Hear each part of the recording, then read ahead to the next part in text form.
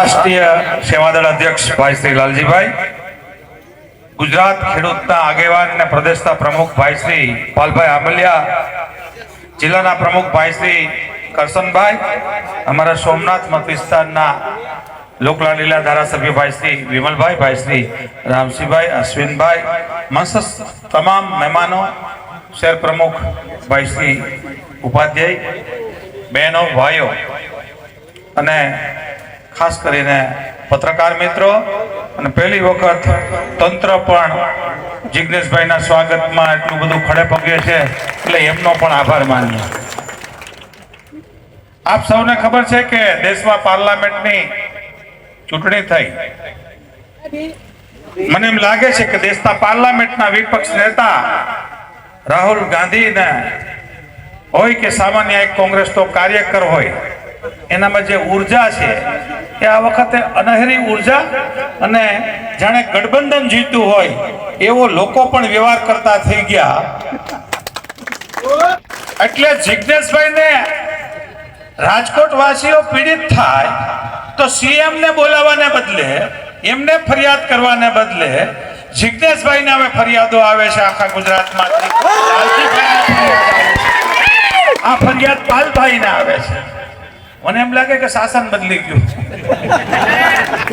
તંત્ર એ ખાલી બદલી જવાની જરૂર છે વેલાહાર. કારણ કે જયારે પરિવર્તનનો હવા ફેલાણી હોય ત્યારે પવન ભાગે, બધાય ભાગે, તો તંત્ર એ પણ મહેશભાઈ અને એમના સાથીઓ ઉપર ખોટી ફરિયાદ કરીને લૂંટ જેવી ફરિયાદમાં એમને જેલમાં પૂરીને શું સંદેશો દેવા માંગે છે?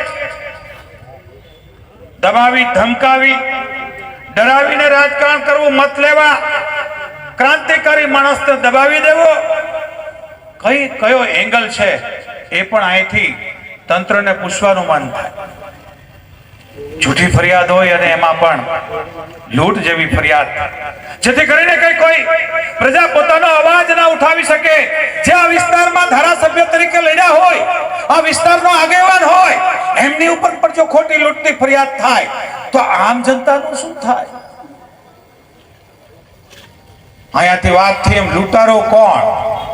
આવડી મોટી લૂંટ કરો ખનીજોની, જોઈ તો દીવથી લઈને માધુપુર સુધી ખનીજોની સતત લૂંટ. એ આગેવાનો ભારતીય જનતા પાર્ટીના છે, એમાં તંત્ર ધ્યાન રાખે, ખોટી ફરિયાદોમાં નહીં. અને પરિવર્તનની ઝોક છે એ રાહુલ ગાંધીએ દેશની પાર્લામેન્ટમાં કીધું कि આવતા વખતે गठबंधन के साथ गुजरात में हम भाजपा को हराएंगे हराएंगे हराएंगे लिखने लगे. જ્યારે થોડા દિવસમાં 13 વિધાનસભાનો આખા દેશમાં રિઝલ્ટ જાહેર થાય, એમાંથી 10 ગઠબંધન, એક અપક્ષ, માત્ર 2 જ ભાજપને મળે, ત્યારે પણ તંત્રએ સમજી લેવાની જરૂર છે કે પરિવર્તન લોકો માંગે છે અને પરિવર્તનને દબાવી રાખી શકાય નહીં લાંબો સમય. એટલા માટે મિત્રો આપને તંત્રને વિનંતી કરીએ કે વહેલાસર એમણે નાખેલી ખોટી કલમ રદ કરે અને મહેશને પાછો આપે. નહીં તો અમે ગમે કક્ષાએ લડત કરવામાં સક્ષમ છે અને ગાંધી સિંધિયા માર્ગે જે લડત કરવી પડશે, પ્રાણની આહુતિ દેતા પણ અચકાશું નહીં, એ પણ સાંભળી લે. એક ગરીબનું કામ કરતો માણસ, દલિત સમાજમાંથી આવતા માણસને જેલમાં પૂરી દેવો એટલે કોઈ દબાવાઈ જાય, તમારો કોઈ અવાજ નહીં ઉઠાવે, જેનો અવાજ ઉઠાવતો તો એને જ પૂરી દેવાનો. ત્યારે અહીંયા વાત થઈ એમ ગુજરાતનો અવાજ બનીને કોંગ્રેસના નેતાઓ, આગેવાનો અહીંયા આવ્યા, એને ખૂબ ખૂબ ધન્યવાદ મારા તરફથી અને અમારી અહીંયા સોમનાથની જનતા વતી પણ આપ સૌનો જિગ્નેશભાઈ, લાલજીભાઈ, પાલભાઈ આભાર માનું છું. જ્યારે બહુ લાંબી વાત કરવાની જરૂર નથી, પણ મુદ્દો હાલે છે ડિલિમિટેશનનો. જેવી શરૂઆત થઈ ત્યારે સૌથી પહેલા ઈણાજ ગામ, ઉમરેઠી ગામ, માલજીંજો અને તાલાળા કિન્નાખોરીનું રાજકારણ છે એટલા માટે કે જ્યાં કોંગ્રેસને વધારે મત મળ્યા, જે વિધાનસભામાં કોંગ્રેસને વધારે મત મળ્યા, એ લોકોને ડિમોલેશનમાં મુખ્ય ભોગ બનવું પડે.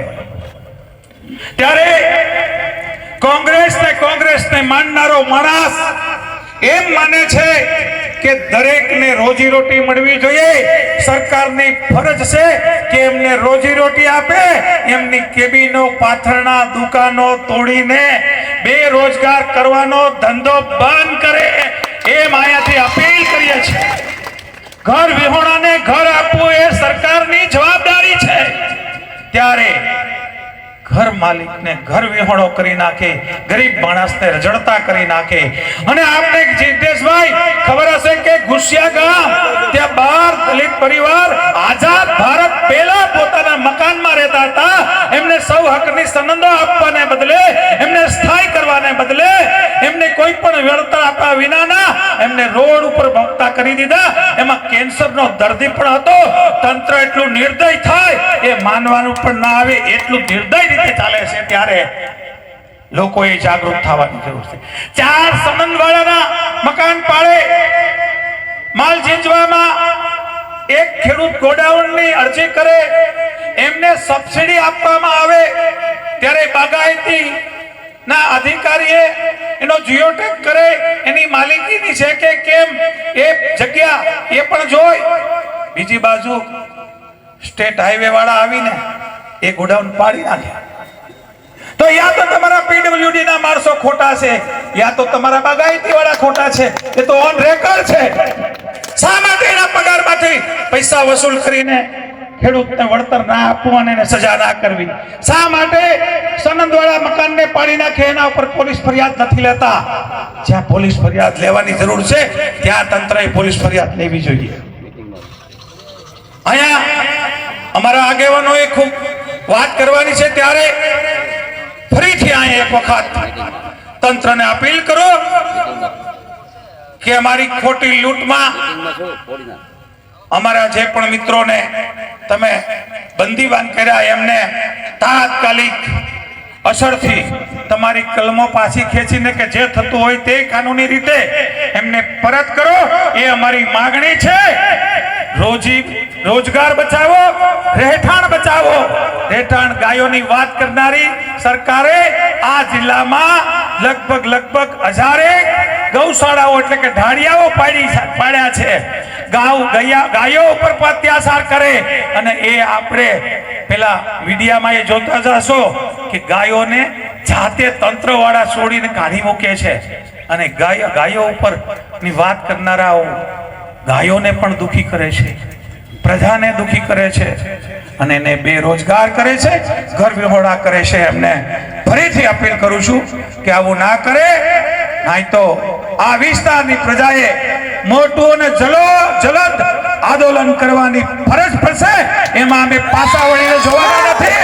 કોંગ્રેસ હવે જાગૃત છે અને આપ સૌ જ્યારે સાથે છે ત્યારે આપ સૌનો ખૂબ ખૂબ આભાર સાથે વિનવું છું. જય હિન્દ, જય ભારત. સંમેલન અને સંમેલનમાં ઉપસ્થિત મારા મિત્ર, યુવા તરવરિયા અને ક્રાંતિકારી ધારાસભ્ય ભાઈ શ્રી જિજ્ઞેશભાઈ, એવા જ આપણા સોમનાથના ધારાસભ્ય ભાઈ શ્રી વિમલભાઈ, પાર્ટીના ઉપાધ્યક્ષ અને હમણાં જે લોકસભા બહુ મજબૂતાઈથી લડ્યા, હામા પૂરમાં હામા પાણીએ લડ્યા એવા આપણા હીરાભાઈ દુધવા, અને જેણે પોલીસના મારને પણ એમ કીધું કે આ તમારો માર પણ મને ફૂલ જેવો જ લાગશે કારણ કે હું લોકોની લડાઈ લડું છું, આ પાલભાઈ કે જેણે રાજકોટની પોલીસે, અને એનો હિસાબ કરવાનો બાકી છે હજુ, એ જે પણ પીઆઈએ કર્યું છે ને એનો હિસાબ કરવાનો છે. એવા પીઆઈએ ધોકેથી માર્યા તોય નક્કી કર્યું હતું કે હું ખેડૂતોની લડાઈ લડીશ, હું માર ખાઈશ, કારણ કે આ કોંગ્રેસી છે, સંઘી નથી કે માફી માંગે. આ કોંગ્રેસી છે. એવો અમારો ભાઈ લડવૈયો પાલભાઈ, અને એવા જ જેમના શરૂઆતમાં સ્વાગત ભાષણ કર્યું એવા આપણા જિલ્લા કોંગ્રેસના અધ્યક્ષ ભાઈ શ્રી કરશનભાઈ, શહેર કોંગ્રેસના અધ્યક્ષ ભાઈ શ્રી ઉપાધ્યાયભાઈ, અને આપ સૌ પીડિત પરિવારમાંથી બાલુભાઈ અહીંયા છે, અને એ લોકો હમણાં 3 મિત્રો ત્યાં આવ્યા હતા, રાહુલજીને મળ્યા. આ રાહુલજીને સાથે મારે તમારા ઘરે જ્યારે ઘટના બની ત્યારે રાહુલજીને લઈને આવવાનું જે ભૂમિકા કરવાની હતી ત્યારે મેં એ ભૂમિકા કરી હતી. ત્યારથી મને યાદ છે કે આ વિસ્તારની એ વખતના અત્યાચારની લડાઈ આજે પણ જારી છે. એ અત્યાચાર ક્યારેક કોઈકને બાંધીને મારવાનો હોય કે એ અત્યાચાર પછી લૂંટના નામની ફરિયાદ ન હોય. ભાઈ જિગ્નેશભાઈ, હું ને પાલભાઈ હમણાં ત્રણેય ગુજરાતના સુરત, વડોદરા, મોરબી, રાજકોટ, જ્યાં જ્યાં આ પ્રકારના સરકારી અત્યાચારના, સરકારના ભ્રષ્ટાચારના ભોગ બનેલા એ પીડિત પરિવારોને મળવાનું કરીએ છીએ ત્યારે જે સમજ્યા કે આ ગુજરાત આપણું ગુજરાત છે શું, આપણા ગુજરાતમાં ચાલી શું રહ્યું છે. આપણા ગુજરાતના ખેડૂતો હોય, આપણા ગુજરાતના દલિતો હોય, આદિવાસીઓ હોય, આમ વંચિત પીડિત સામાન્ય માણસ કે જે પોતાના ગુજરાન માટે પરસેવો વહાવતો હોય એવા ગુજરાતીઓ માટે ગુજરાતમાં જગ્યા નથી. હવે ગુજરાત એટલે અદાણી ને અંબાણીના બાપનું હોય અને મોટા મોટા માલેતુજાર જે છે એ ધારે એની ઉપર કેસ થાય, એ ધારે એની ઉપર ફરિયાદ થાય, એ ધારે તો જેલમાં જાય ને એ ધારે તો જેલમાંથી બહાર નીકળે. એટલે ગુજરાત જે છે એ નરેન્દ્ર મોદી અને અમિત શાહ અને ભારતીય જનતા પાર્ટીના બધા જ નેતાઓએ જાણે અમીરોને વેચી દીધું હોય અને બાકીની પ્રજા તો આપણે મજૂરી કરો, મહેનત કરો, એ ભાષણો કરે ત્યારે તાળીઓ પાડો અને ચૂંટણી આવે તો પાછા મત દઈને દઈ આવો. એટલે આપણાને ગ્રાહક તરીકે, એક મતદાર તરીકે જોવાનું એમણે શરૂ કર્યું છે. માણસોના અધિકારની ત્યાં વાત નથી. ગુજરાતમાં ક્યાંક થાનમાં દલિતોનો હત્યાકાંડ સર્જાય, ક્યાંક ઉનામાં અત્યાચાર થાય, ક્યાંક મોરબીના એ દલિતો હોય, ઠાકોર હોય, આદિવાસી પ્રકારના જે આખા પૂર્વ પટ્ટીમાં એ જ્યારે મકાન બનાવવા માંગતા હોય, 100 ચોરસ વારનો ખાલી પ્લોટ લેવાની વાત હોય તો 15 વર્ષ સુધી મંજૂર થયેલા પ્લોટ સરકારી કચેરીઓમાં એક જગ્યાએથી બીજી જગ્યાએ ફરતી રહે. ઘડીક ફાઇલ કલેક્ટર પાસે જાય, ઘડીક ફાઇલ આરડીસી પાસે જાય. હમણાં ભાઈ જિગ્નેશભાઈ, હું ને પાલભાઈ મોરબી ગયા, ત્યાં એક દલિત પરિવાર, કયા ગામના હતા જિગ્નેશભાઈ, ગામનું નામ તો અત્યારે મને યાદ નથી, પણ એ લોકોના પ્લોટ વર્ષોથી જે જગ્યા ઉપર મકાનો બનાવીને રહે, એ મકાન, એમનું જમીન, એમની ખેતીની જમીન, રહેણાંકનો વિસ્તાર એ સરકારના ચોપડામાં ફીટ નથી બેસતો અને એ જ જગ્યા ઉપર પોરબંદરનો કોઈ ગેંગસ્ટર ટાઈપનો વ્યક્તિ છે તો ખાણમાં એની 7-12માં ત્યાં ફીટ બેસી જાય છે કે અહીંની જમીન ઉડીને ક્યાંય જતી રહે છે. 15 વર્ષથી હુકમ થયેલો હોય એને 100 ચોરસ વારના પ્લોટ ના મળે. 80 વર્ષથી અમદાવાદના કેશવનગરમાં ઠાકોર સમાજ રહેતો હોય અને એ ઠાકોર સમાજના ત્યાં રાતોરાત એ બિલ્ડરોના ઈશારે, એ રાજનેતાઓના ઈશારે ત્યાં બુલડોઝર આવે, કોઈકના લગ્નના મંડપ ઉખેડી નાખવામાં આવે, કોઈકનું બેહણું હોય તો બેહણાના ટાઈમે એ મંડપો ઉખાડી નાખવામાં આવે. શરમ ના આવે આ સરકારને? શરમ નથી આવતી આજના એ સરકારના ચાપલુસ કલેક્ટર અને એ અધિકારીઓને કે તમે કોઈ ગરીબના મકાનો, કોઈ ગરીબનો આવાસ, એ બાળકો ક્યાં શું છે, બાળકો ભણવા શું થશે, એ સવારમાં ઉઠીને ક્યાં બહાર જશે, એના પીવાના પાણીનું શું થશે, બિલકુલ ચિંતા નહીં કરવાની. 153 મકાનો ઉપર બુલડોઝર ફેરવી દીધું. આટલાથી આ લોકો અટકતા નથી. હમણાં થોડા દિવસ પહેલા દહેગામ પાસે હું અને જગદીશભાઈ ઠાકોર ગયા. મારા બેટા આખા ગામ વેચી નાખવા માંડ્યા છે આ લોકો. આખું ગામ જૂના પહાડિયા વેચી માર્યું. પેલા કે અમારું 7-12માં નામ છે, અમારા બાપ દાદા 4 પેઢીથી મકાન છે. સરકારે ઇન્દિરા આવાસના યોજના, તમારા તો કોઈ આવાસના યોજના નથી મળ્યા, પણ ઇન્દિરા આવાસના નામે આ સરકારના ત્યાં મકાનો ત્યાં બનેલા છે અગાઉની સરકારોએ. ચાલો 40 વર્ષ 50 વર્ષ જૂના ઇન્દિરા આવાસના મકાનો છે અને તોય એ ગેરકાયદેસર ને એનો તોય બારોબાર સોદો થઈ જાય. એટલે ગુજરાત સરકારમાં અત્યારે ભ્રષ્ટ અધિકારીઓનું શાસન ચાલે છે. આ એવા ભ્રષ્ટ અધિકારીઓનું શાસન હું અહીંના કલેક્ટર ઉપર અને અહીંના આઈપીએસ ઓફિસર પછી આવું એની પહેલા સમગ્ર ગુજરાતમાં ચાલી રહ્યો છે, આપણે સમજવાની જરૂર છે. અહીં તો ચાટુકારિતાની હદ થઈ ગઈ છે. અહીં તો આઈએસ અને આઈપીએસ ઓફિસરો એ રાજનેતાઓને તળવા ચાટતા થઈ ગયા છે અને તળવા ચાટતા ત્યાં સુધી પહોંચી ગયા છે કે ખોટી ફરિયાદો કરી અને લડનાર વ્યક્તિઓ જેલમાં જાય.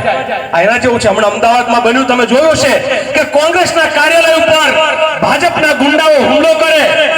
જેના ઘર ઉપર હુમલો થયો હોય એની ઉપર ફરિયાદ થાય ને હુમલો કરનાર ખુલ્લે બાર ગુંડાઓ ફર્યા કરે.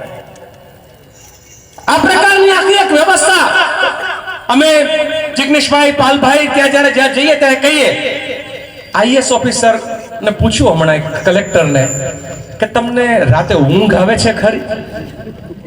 તમારી બિલ્ડરોની ફાઇલ આમ એના ઘરે જઈને તમે સહી કરીને મોકલાવી દો છો, અને દલિતો, આદિવાસીઓ, ઠાકોર કે સામાન્ય ગરીબ કે કોળી સમાજ જે છે કે જેની પાસે રહેવાનું એક ઝૂંપડું નથી, એ પોતાના મકાન બનાવવા માટે 3 પેઢીથી એ અહીંયા પરસેવો પાડે છે, એના મકાન માટે એને 15 વર્ષ ધક્કા ખાવાના, અને તમે ત્યાં 3 દિવસમાં ફાઇલ ક્લિયર કરો છો. તમને રાતે ઊંઘ કેવી રીતે આવે છે? તમને રાતે ઊંઘ કેવી રીતે આવે છે કે જેણે ગેરકાયદેસર બાંધકામ કર્યું હોય એ જ ફરિયાદી બને, અને ગેરકાયદેસર બાંધકામની સામે જે લડનાર હોય અને એમ ચીંધે કે આ ગેરકાયદેસર ચાલી રહ્યો છે, એટલે જે ગેરકાયદેસર ચાલ્યું હોય એની સામે અવાજ ઉઠાવે તો એ જેલમાં જાય. અને આવું કરવા માટે જિગ્નેશ મેવાણીની માટે ગુજરાતમાં ફરિયાદ કરવાની પોલીસની તાકાત ના ચાલી, એટલે આસામના મુખ્યમંત્રીને કહેવું પડ્યું કે ત્યાં જઈને ફરિયાદ કર. પેટ તમારામાં પાણી નથી, તમારામાં પાણી નથી, નહીં તો તમે આવો ને. અમે તો કહ્યું હતું કે રાજકોટની અંદર એમણે ખૂબ પ્રયત્ન કર્યો. આખું રાજકોટ જડબેસલાક બંધ એટલે રહ્યું કે સરકાર જે છે એના વિરુદ્ધમાં જનતા હવે સમજી ગઈ છે. બહેનો, ભાઈઓ, તમે લોકો અહીંયા છો, આ ઘટના અહીં નથી, પણ રાજકોટમાં જે ઘટના ઘટી, અમે પરિવારોની મુલાકાત લીધી, તક્ષશિલામાં ગયા, ત્યાં સુરતમાં 22 ભૂલકાઓ આ સરકાર પાસે સીડી ના હોવાના કારણે આગ લાગેલા મકાનમાંથી પડતું મૂકે ને એના ખોપરી ફાટી જાય ને મરી જાય, અને ક્યાંક બાળકો અંદર સળગી જાય. આ તક્ષશિલામાં 27 યુવાનો અને બાળકો ત્યાં સળગી ગયા. અમુકના તો હાડકા પણ ના મળ્યા, કારણ કે નાના બાળકોના ફૂલ જે છે એ રાખ બની ગયા, એના અસ્થિઓ છે રાખ બની ગઈ. અને તોય સરકાર એમ કે આમાં વાંક તો એક જ જણનો છે ને એક જણ એટલે ચોક્કસ સમાજનો હોવો જરૂરી છે. એક જ જણનો વાંક હોય અને એ સમાજ ચોક્કસ હોય તો, કારણ કે બાકીના સમાજને આ સરકાર સાંઠગાંઠથી છોડી દેવાનું, અને અમુક સમાજ ઉપર જ એના આરોપો થાય અને અમુક સમાજને નહીં અડવાનું, એવી આ રાજનીતિ કરી રહી છે. ત્યારે આપણે બધાએ જાગવાની જરૂર છે. આવી નવી રાજનીતિ. મોરબીમાં 141 લોકો ડૂબીને મર્યા એ બ્રિજના પેલામાં. ત્યારે આપણા ગુજરાતનો એક સાધુ જાહેરમાં એમ કે જે ગુનેગાર છે એના છોકરાઓ હારે દિવાળી કરવા દો. 141 પરિવારમાં હોળી સર્જાણી અને તમને શરમ નથી આવતી? સંતના લેબાસમાં ફરીને તમે એ ગુનેગારને ઘેર દિવાળી કરવા માટે દબાણ કરો છો. એટલે આ સમગ્ર તંત્ર જે છે એ ચૂકવાઈને કોઈ રીતે આવી રીતે બધી રીતે વહેંચાયેલું છે. આની સામે આપણે લડવાની જરૂર છે. મારે ગુજરાતમાં ભાજપ એટલે ભ્રષ્ટાચાર. આમ તો અમે સૂત્ર પણ કહીએ છીએ કે ભાજપ તારો ભ્રષ્ટાચાર આજ બન્યો છે શિષ્ટાચાર. દરેક જગ્યાએ તમારે જુઓ તો ભાજપ એટલે ભ્રષ્ટાચાર આ સ્પષ્ટ. આજે આપણો ધારાસભ્ય અહીં જીતેલો હોત તો આપણે સભા અહીં કરવી પડે? આપણો ધારાસભ્ય હોત, આપણા માટે લડાઈ લડતો હોત તો, પણ આપણાને બરોબર ચૂંટણી આવે ને એવું અફીણ પીવડાવે છે કંઈક ને કંઈક. એ અફીણ એવું છે કે એમાં બાબા સાહેબના બંધારણને આપણે યાદ કરવાના બદલે બાબા સાહેબે જે કરેલી વાત કે સંગઠિત બનો, શિક્ષિત બનો અને સંઘર્ષ કરો, એ વાત આપણે સમજવાના બદલે કોઈકના રવાડે ચડી જઈએ છીએ ને ત્યારે આપણે હિન્દુ મુસલમાન બની જઈએ છીએ. ત્યારે આપણે હિન્દુ મુસલમાન બની જઈએ છીએ અને માનવ મટી જઈએ છીએ. માનવ બનવાની જરૂર છે. લાલજી દેસાઈ રબારી હોય એટલે રબારીની લડત લડે, જિગ્નેશ માત્ર જે છે એ દલિત હોય તો દલિતની લડે, કે ભાઈ વિમલભાઈ છે કોળી છે તો કોળીની લડે. આ રમત બંધ કરવાની જરૂર છે. આપણે બધાએ એક દલિત ઉપર અત્યાચાર થાય તો બાકીના કોળી ઓબીસી કેમ અવાજ ના ઉઠાવે? કેમ કારણિયા અવાજ ના ઉઠાવે? લાલજી દેસાઈ એક લૂંટારો હોય એટલે રબારી સમાજ આખો લૂંટારો બનતો નથી. લાલજી લૂંટારો હોય તો લાલજીને લૂંટારો કહેવું પડે. એમ આપણા સમાજમાંથી પણ કોઈ સમાજના નામે લૂંટ કરતો હોય, સમાજના નામે ચરી ખાતો હોય તો એને કહેવું પડે કે રૂક જા. દર વખતે લૂંટવાનું મારે અને હું સમાજને આગળ કરી દઉં અને પછી કહી દઉં તમે આવી જાઓ સમાજો સામસામા. આ સામસામે આવવાની જે રમત છે ને એની સામે આપણે ચેતવાની જરૂર છે મિત્રો. ગુજરાતના કોળી હોય, આદિવાસી હોય, દલિત હોય, પીડિત હોય, વંચિત હોય, આપણે બધા જો એક હોય તો ગુજરાતનો મુખ્યમંત્રી કાયમી ધોરણે સંઘમાંથી નક્કી ના થાય. તો ગુજરાતની જનતા નક્કી કરે કે કોણ મુખ્યમંત્રી. આપણે તો અત્યારે રબર સ્ટેમ્પ અંગૂઠા છાપ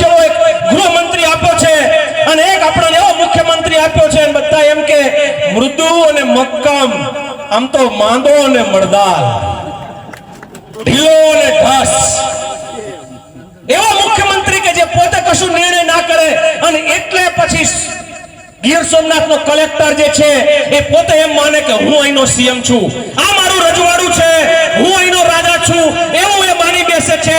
અહીંનો આઈપીએસ ઓફિસર ત્યારે પોતે કાયદો હાથમાં લેવાનું શરૂ કરે છે કારણ કે એ લોકો એમ માને છે કે અમને કોઈ પૂછનાર નથી, અમને કોઈ પૂછનાર નથી. અમદાવાદના આઈપીએસ ઓફિસરે આવું કર્યું હતું. હમણાં જ કોંગ્રેસના કાર્યકર્તાઓ ઉપર એફઆઈઆર કરી અને પછી કોંગ્રેસના આગેવાનોએ પોલીસ સ્ટેશનમાં જઈને જે ધબધબાટી બોલાવીને જે બેઠા ત્યારે એને ભાજપના ગુંડાઓ ઉપર પણ એફઆઈઆર કરવી પડી. ત્યારે એમણે ભાજપના ગુંડાઓ, નહીં તો લૂંટારાઓ ઉપર એફઆઈઆર આજકાલ નથી થતી. મિત્રો, લાંબુ ખેંચવાના બદલે હું એટલું જ કહીશ, આજે કહેતા ને કે લૂંટ કરે, લૂંટનો કેસ કરે. લૂંટનો કેસ તો કોની ઉપર કરાય? ₹2.86 મીટર જમીન સરકાર પાસેથી લઈ અને 5,000 સરકારને જે પાછી વેચે એવા અદાણી ઉપર કેસ કરે. ₹2.86 મીટર કપડું આવે, લીટર પાણી આવે, જેમાં લીટર પાણી ના આવે, મીટર કપડું ના આવે, એમાં પેલો મીટર જમીન લઈ જાય અને તમારું ₹2.86 પાસે લઈ અને તમને 5,000 વેચે ને એમ કે અદાણી આજે અરબોપતિ થઈ ગયો, અમારું લૂંટીને થઈ ગયો, ગૌચરોને લઈ લૂંટી ગયો, એમાં એ થઈ ગયો. અને ભાજપના અમે લોકો ચેલેન્જ કરીએ છીએ, હીરાભાઈ પણ અહીંયા છે, હું સૌને આખા ગુજરાતમાં જે ચેલેન્જ કરીએ છીએ અમે, તમે તમારામાં તાકાત હોય તો 30 વર્ષના કોંગ્રેસના નેતાઓના હિસાબ કરો અને એને કેટલું કમાણા, શું કર્યા, તમે અમારા ચોપડા તપાસો અને તમે 30 વર્ષના ભાજપના નેતાઓ જે છે એને ભ્રષ્ટાચાર કરીને કેટલા બિલ્ડિંગો બનાવ્યા છે એની તપાસ કરો અને પછી લૂંટારા કોણ છે નક્કી કરો. આ લૂંટારા નક્કી કરવા હોય તો આ રીતે નક્કી થાય, કા બારોબાર ફરિયાદ કરી દેવાથી લૂંટારા નક્કી ના થાય. મિત્રો, મારે છેલ્લી વાતમાં એટલું જ કહીશ, મકાનો પાડવાના ગરીબોના, જમીનો લૂંટવાની ગરીબોની, મારવાનો ગરીબોને, બધી જ ગુજરાતની આખી જે ઘટના છે એમાં અમીરો અને ચોક્કસ જ્ઞાતિઓ, ગરીબો અને બાકી બધું આખું ગુજરાત, આ બે વચ્ચેનો ભેદ છે. ભેદ સામેની આ લડાઈ છે. આ લડાઈ આપણે સમજવી પડશે આવનાર સમયમાં.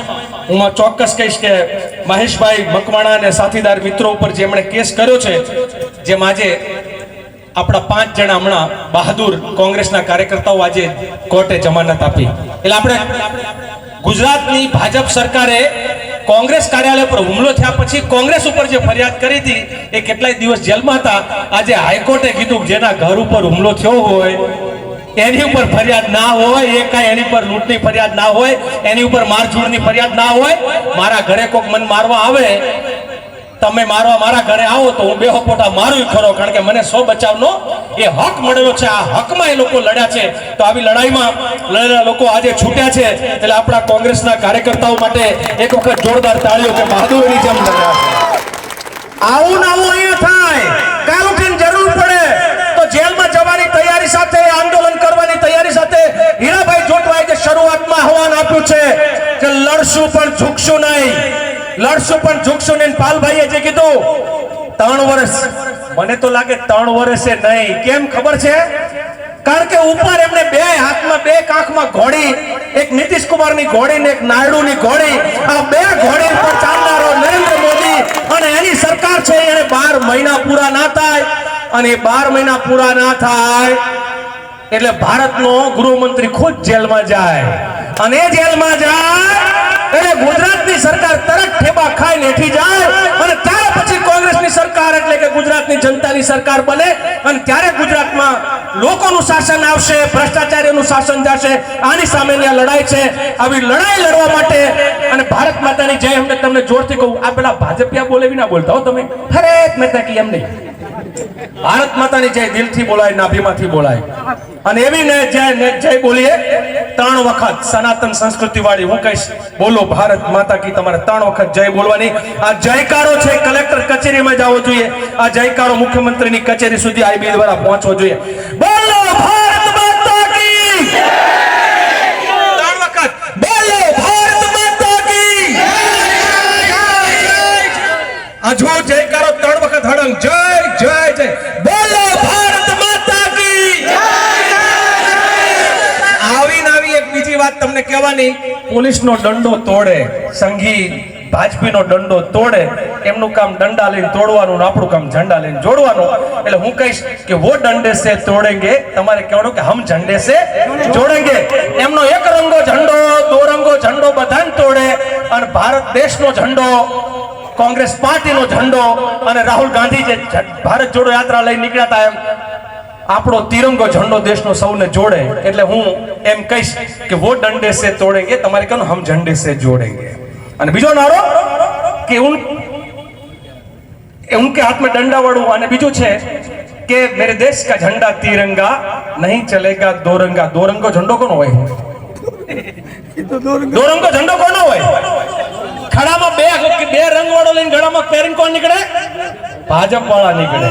કવિ કબીરે કહ્યું છે કે દોરંગાનો વિશ્વાસ ના કરાય. એટલે એનો દોરંગો રાજનેતા હોય કે એમનો દોરંગો અધિકારી હોય, એની સામેની આ લડાઈ છે. અને એટલા માટે કહીશ, વો ડંડે સે તોડેંગે, हम झंडे से जोड़ेंगे, और वो डंडे से तोड़ेंगे, हम झंडे से जोड़ेंगे. मेरे देश का झंडा तिरंगा नहीं चलेगा दोरंगा. આ દોરંગા સામેની લડાઈ આપણે બધાય સાથે મળીને લડીએ. કે બાબા સાહેબ આંબેડકર, કે મહાત્મા ગાંધી, કે જવાહરલાલ નહેરુ, કે આપણા સરદાર પટેલનું નામ ક્યાંય જે છે એ નીચું ના જાય, એ આપણી સૌની જવાબદારી છે. આપ સૌનો ખૂબ ખૂબ આભાર, ધન્યવાદ. જય કાયદેસર કોમ્પ્લેક્સો અને ગૌચર ખુલ્લા કરાવવા બાબત સવિનય સાથ જણાવવાનું કે કોડીનાર શહેરમાં એક નવા બસ સ્ટેશનની સામે સિટી કોમ્પ્લેક્સ, નંબર 2 જાનબાઈ માતાના મંદિર સામે, નંબર 3 મેમણ કોલોની સામે, નંબર 4 શુગર ફેક્ટરી રોડ ઉપર 3 કોમ્પ્લેક્સ, નંબર 5 ગાયત્રી મંદિરની બાજુમાં. આ બધા કોમ્પ્લેક્સ ગેરકાયદેસર છે. આ બધા દિનુ બોઘાના પરિવાર તથા તેમના માણસોના નામે ચાલે છે. છારા, જાપા અને કડવાસણ સર્વે નંબર 15 સરકારી ખરાબો કબજે કરેલ છે. તેમજ હરમડિયાળા ગામે ગૌચરણ, નગડલા, અરીઠિયા, મિતિયાઝ આ તમામ ગામોમાં દિનુ બોઘા અને તેના પરિવારના નામે ગૌચરણમાં દબાણો કરેલ છે. તેને દૂર કરવા વિનંતી. આ કાગળ જિગ્નેશભાઈ પાસે આવ્યો અને એમણે આ આપ્યો ને આ વાંચ્યો, અને એમાં ભાઈ રામભાઈ સોલંકીની સહી પણ છે.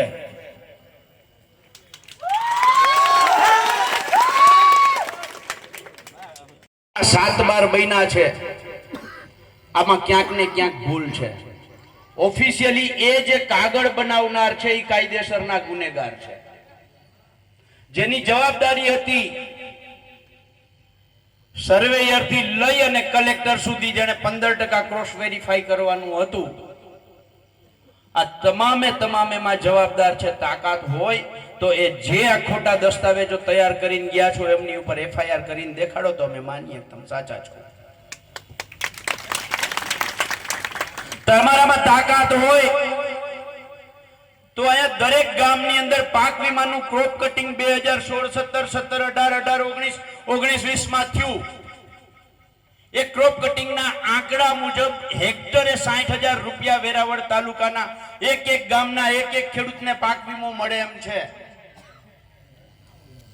જે પુરાતનયુ તંત્ર છે ને એમને હું ચેલેન્જ સાથે કહું છું કે તમારામાં તાકાત હોય ને તો આ પાક વીમાના પત્રકો જેણે બદલાવ્યા છે, આંકડા જેણે બદલાવ્યા છે, સરકારી દસ્તાવેજ હારે જેણે ચેડા કર્યા છે, એમની સામે કાયદેસર કાર્યવાહી કરો ને આ જિલ્લાને પાક વીમો બતાવીને બતાવો તો માનીએ કે તમે તાકાત વાળા છો. કોઈ માણસ તમને લડતું દેખાય, તમને એમ થાય કે આ મારા કંટ્રોલમાં નથી, તમે લડાઈ કરો. આ સરકારની સિસ્ટમ જોઈ રહ્યા ભાઈ, તમારે લડાઈ કરવાની પણ ક્યાં સુધી ખબર? એના કંટ્રોલમાં રહીને, એને પૂછીને, એની સાથે વાત કરીને. તમે એનાથી ઉપરવટ જઈને કંઈક કરવા જાવ એટલે તમારી વિરુદ્ધ પોલીસ કેસ થાય. એટલે તમે કયો એવી જ અમારે લડાઈ કરવાની, તમે એમ કયો કે આટલું જ કરવાનું તો અમારે એટલું જ કરવાનું, તો દેશમાં બંધારણ, કાયદો, વ્યવસ્થા શું કામ છે ભાઈ? અને જો અમે તમારાથી ઉપરવટ જઈને જ્યારે અવાજ ઉઠાવીએ, લડીએ, એટલે અમારી ઉપર તમે લૂંટના કેસ કરો. અમને જેલમાં નાખી દો, અમને જાળવે બાંધીને મારો. સુરતની અંદર હું યાદ કરાવવા માંગુ છું જયેશ પટેલ, ગુજરાત ખેડૂત સમાજ, જેણે મેટ્રો ટ્રેનની લડાઈ કરી, એની સામે ખેડૂતોને વળતર અપાવવા માટેની, તો જયેશભાઈ પટેલની ખેડૂત સમાજની જે ઓફિસ હતી એ ગયા વર્ષે આ તંત્રએ પાડી નાખી. બનાસકાંઠામાં રામસિંહ રાજપૂત ખેડૂતો માટે લડે એટલે હાલતા ને ચાલતા એમની પર પોલીસ કેસ થઈ જાય. એટલે આ સરકારમાં તમે જે માણસ લડતો થયો એટલે પોલીસ કેસ ભોગવતો થયો. અરે ભાઈ, તમારે લૂંટના જ કેસ કરવા હોય તો જે ખાનગી કંપનીઓ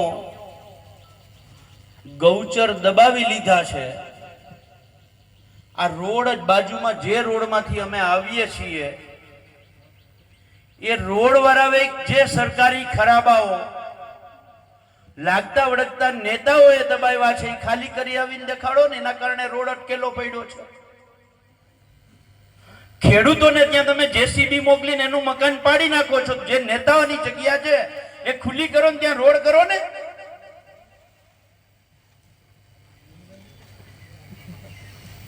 વાત કરવી હોય આ તંત્રની, આ સિસ્ટમની, તો સાંજ સુધી કરી શકીએ એમ છીએ. લાલજીભાઈ, જિગ્નેશભાઈ, વિમલભાઈ, વકીલ સાહેબ, આનંદ યાજ્ઞિક સાહેબ, આ બધાને આપણે સાંભળવાના છે. પણ આ ક્રાંતિકારીઓ લોકોની વચ્ચેથી હું તંત્રને એક ચેતવણી આપવા માંગુ છું. 2027 સુધીમાં જેટલા જુલ્મ થાય એટલા કરી લેજો. તમારી પાસે 2027 સુધી છે. ભાજપના નેતાઓના જેટલા પીઠું થવું એટલા થઈ લેજો. 2027 પછી હિસાબ લેવામાં આવશે. 2027 પછી ગુજરાતમાં શાસન બદલે છે, બદલે છે, બદલે છે, બદલે છે. કોઈ શંકા નથી. આ ક્રાંતિકારી જનતા બેઠી છે ને, આ એનો જવાબ છે કે 2027 માં સત્તા પરિવર્તન છે અને છે. એટલે છેલ્લી વાત, જે લોકોને પાચન શક્તિ જબરજસ્ત છે, જે રોડ ખાઈ જાય છે, જે હજારો વીઘા જમીન ઓળવી જાય છે, એમના ઉપર એક નાનું વાક્ય, તમારી તો પાચન શક્તિ એ ગજબની છે હો. અમે તો એક રોટલી માંડ પચાવી શકીએ છીએ અને તમે તો રોડ, ગૌચર, રસ્તા, જમીન બધું જ ચાવી જાઓ છો, પચાવી જાઓ છો. Thank you.